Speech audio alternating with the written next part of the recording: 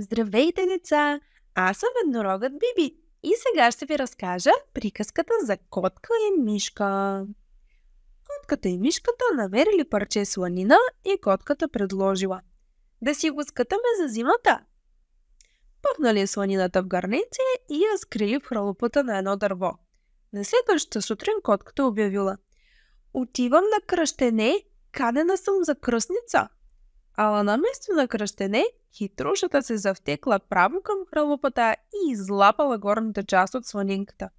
Когато се прибрала, мишката я попитала: а как кръстихте котенцето? Първо хапко.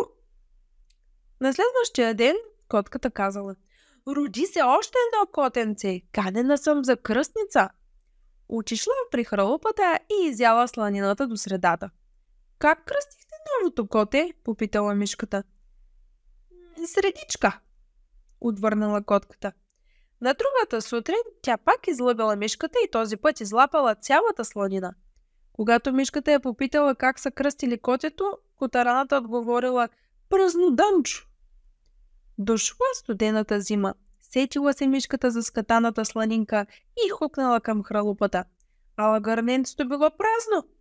Сега разбрах кои са тези първохапко, средичка и празнодънчо, извикала мишката на лъжливата си приятелка. Но изгладнялата котка вместо да се извини, извадила ногтите си. Оплашената мишка хукнала и от тогава се гонят до ден днешен.